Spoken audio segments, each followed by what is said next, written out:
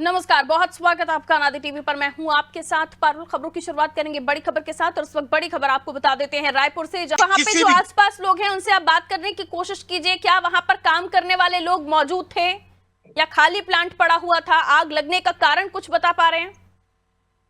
क्या आप बता सकते हैं कि जिस समय आग लगी उस समय आप यहाँ कोई मौजूद था अंदर में? नहीं नहीं नहीं, यहाँ कोई मौजूद नहीं था। हाँ, तो आग बहुत ज्यादा ही लग रहा। प्लांट में काम करने का समय क्या होता है रमेश, पूछेगा जरा। 9 बजे, सब 9 बजे आता है मैडम।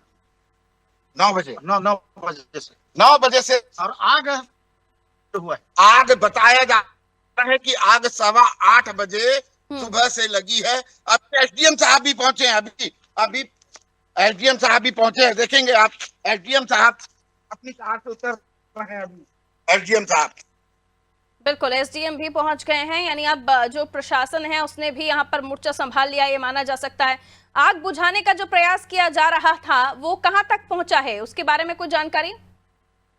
अभी दमकल विभाग की, फायर ब्रिगेड की, यहाँ आसपास की जो बड़ी बड़ी फैक्ट्रियां हैं, अडानी है, बजरंग है, इनकी बड़े बड़े जो फायर ब्रिगेड है, लेकिन इस कंपनी के पास अपनी कोई भी फायर ब्रिगेड या फायर एम्बुलेंस सेवा उपलब्ध नहीं थी उस समय, जिस समय वो मजदूर एक घायल हुआ।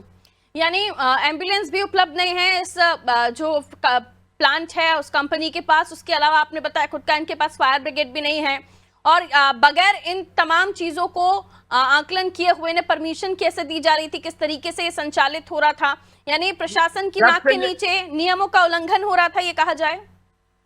जी, खुलेआम उल्लंघन किया जा रहा है। यहाँ लोग आ रहे हैं सिर्फ अपनी कंपनियां स्थित, लेकिन मजदूरों की सुरक्षा व्यवस्था के लिए कोई भी इंतजाम यहाँ नहीं है।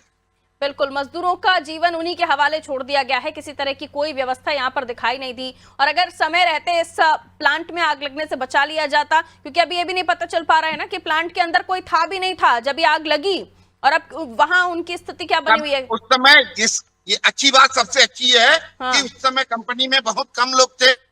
सिर्फ एक मजदूर के हताहत होने की खबर मिली है अभी तक, जिसके बाद न किसी को अंदर जाने दिया जा रहा है। किस तरह का केमिकल यहाँ पर होगा, किस तरह के प्रोडक्ट यहाँ पर बनाए जाते होंगे, इसके बारे में कोई जानकारी? यहाँ कोई जानकारी नहीं दे रहे हैं, लेकिन कंपनी जो केमिकल के ड्रम भरे हुए थे उसमें क्या इलीगल तरीके से संचालित हो रही थी ये प्लांट? किस तरीके से किसी को अंदर नहीं जाने दिया जा रहा है, किसी भी रिपोर्टर को अंदर नहीं जाने दिया जा रहा है। उस तरीके से कुछ न कुछ इलीगल तरीके से कुछ संचालित हो रहा है, लग रहा है मामला। और आग लगने के पीछे भी क्या कुछ वजह रही होगी, इसे भी टटोलना होगा, क्योंकि आप शक तब और भी ज्यादा मजबूत हो जाता है जब वहां से कोई जानकारी ना दे रहा हो।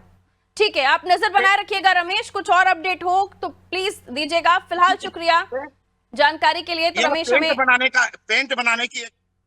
पेंट बनाने का ये प्लांट था, और पेंट आप देखिए जी, कंप्लीट कर लीजिए अपनी बात जल्दी से।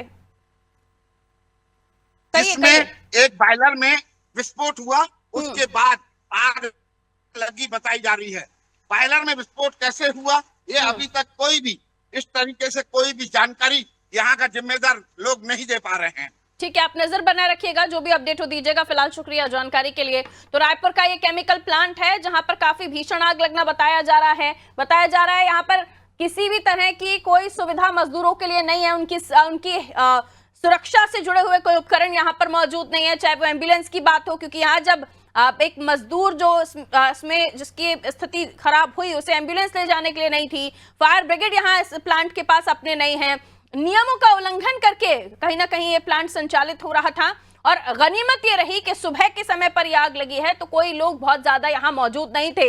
आप इल्म कीजिए कि अगर यहाँ मजदूर काम कर रहे होते तब ये घटना घटी होती तो कितने सारे लोगों की जान पर आ जाती। बहरहाल नजर बनाए हुए हमारे सहयोगी, जैसे भी कोई अपडेट होगा इस मामले में अपने दर्शकों तक पहुंचाएंगे।